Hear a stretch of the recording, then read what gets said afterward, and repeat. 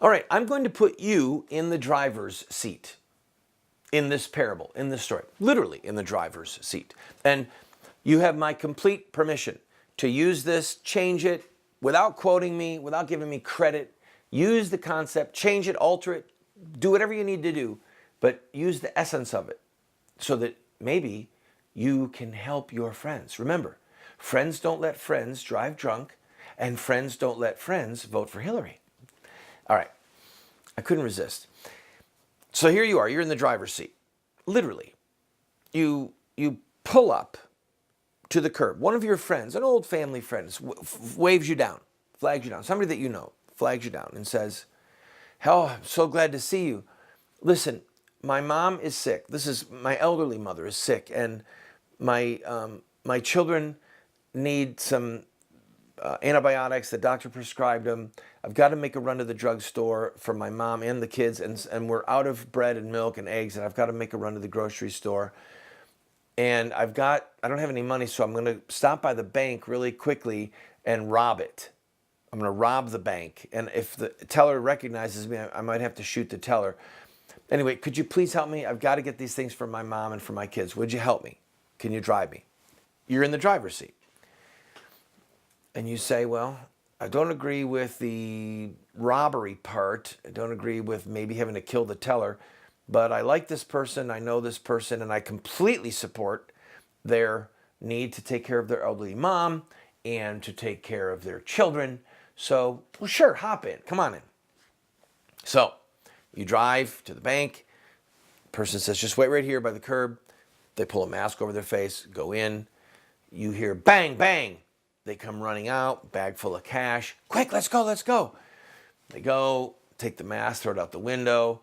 They have the money. They don't have one of those blue explosives in the bag. So they calm down, and they look around. No one's following them. They go into the grocery store, calmly get some items for the kids. By now, you guys are just relaxed. You're talking. Then they go to the drugstore and get the medicine for mom. And they go and they take care of their family. And they say, "Thank you so much. God bless you. God bless America." All right, here's my question. Did that person who you helped, did they sin when they robbed the bank and when they shot the teller? Yes, they committed theft, thou shalt not steal, and they committed murder, you shall not murder. Those are both sins. Did you sin by driving them to the bank? Yes or no?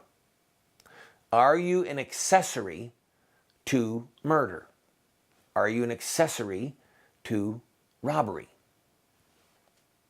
If you knew that the person was going to do that, they told you up front, then yes, in a court of law and in the eyes of God Almighty, you would be guilty of having been an accessory to murder and an accessory to bank robbery. If you were arrested and tried in a criminal court, you would be found guilty if the evidence was there, and you would go to prison for a very long time. You might be executed in some states.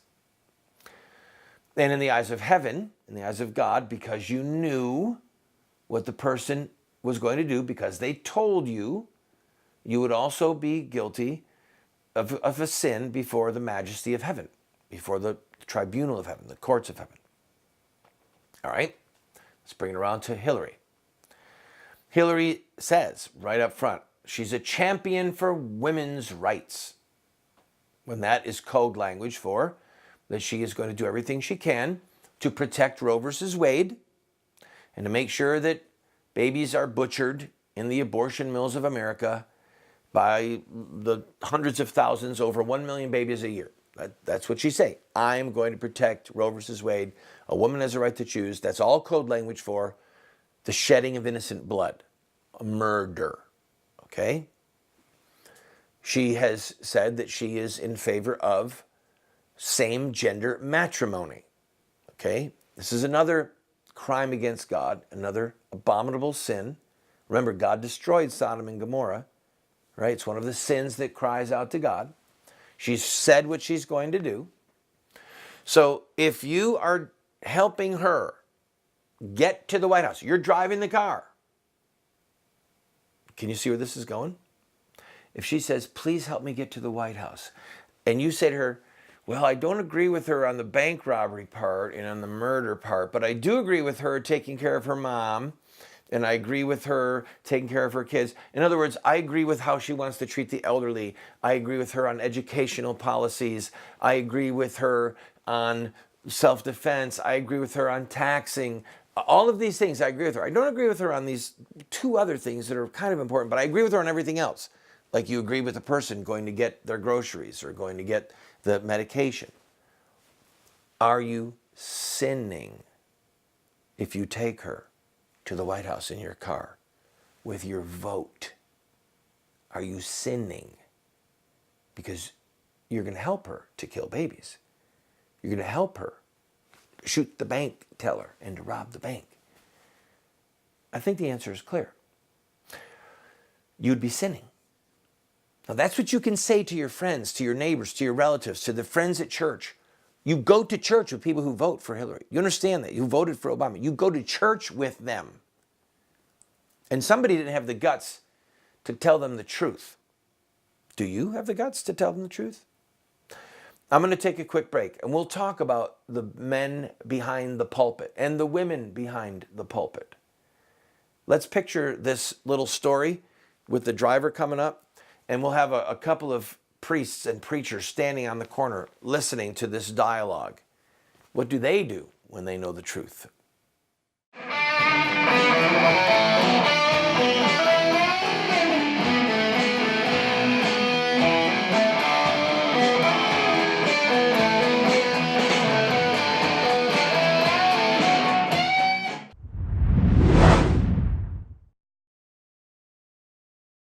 Do you want to get America out of the hands of wicked and unjust men and women who are destroying the republic before our eyes, and put leadership back into the hands of righteous men and women so that we don't die as a nation? Well, you're talking about social revolution, and there are rules in social revolution. We can look at the victorious social revolutions of the past, such as the end of slavery, the end of child labor, women's voting rights, the end of segregation, and so much more, and learn from their victories. Look at their actions, their images, their rhetoric, their sacrifices, and their final fruit. We will send you this series that originally cost $129, 7 books for students, 1 teacher's guide, if you'll give a gift of any size and just pay for shipping and handling. Take advantage of it today.